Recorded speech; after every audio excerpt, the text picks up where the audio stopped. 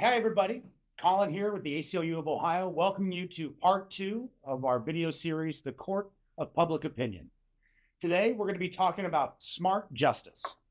And after 60 years of the failed war on drugs, 40 years from Just Say No, and a continued legacy of incarceration, cages, courts, and cops, something needs to change. And we're here to talk today about what the ACLU of Ohio is doing to see that change become reality. And because I know you're here in Columbus, and here, this is being taped on April 20th, 2026.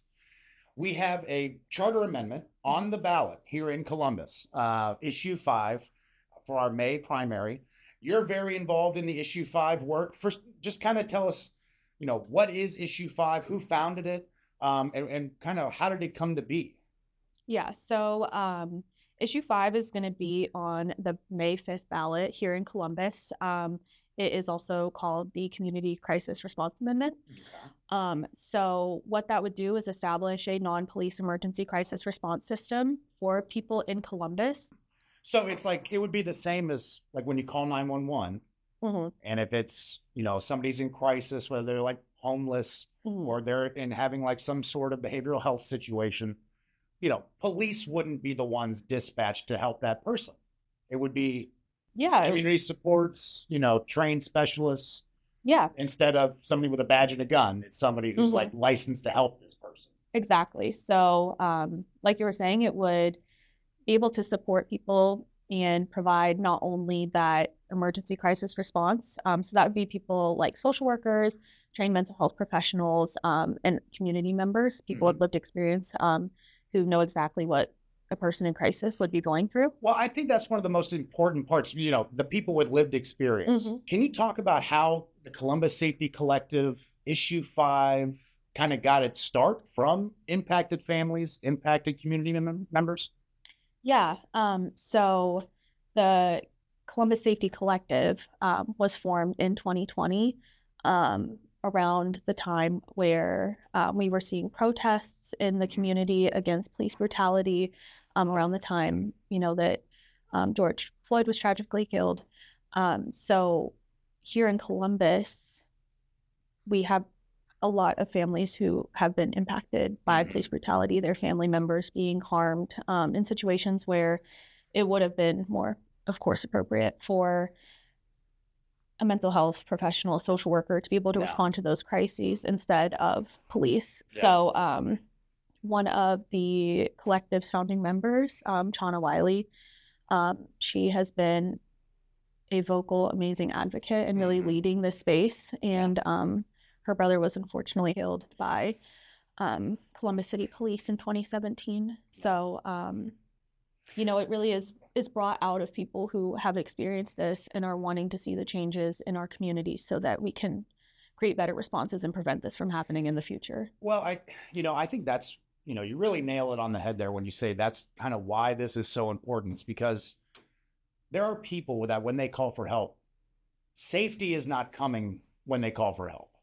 And, that is something that issue 5 will change and will correct. And I really think that the people of Columbus, I know when we're talking about it offline and, we're hearing the support from people in Columbus for something like this. It's really, the energy is very positive. It's really one of like excitement and like something that this is actually going to help people instead of just like, create a false sense of safety by people getting lugged off in handcuffs every time there's an issue or every time somebody,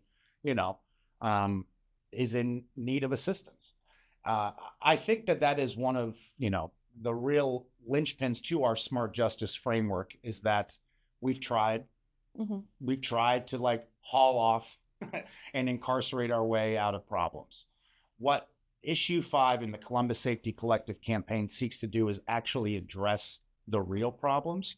So we just started, you just told us that this campaign really started forming in 2020. We're sitting here 6 years later in 2026. This has been, a long road to, this has not been easy.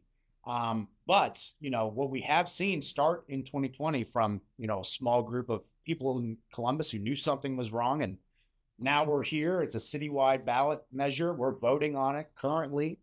How did that How did that journey happen? What did that look like?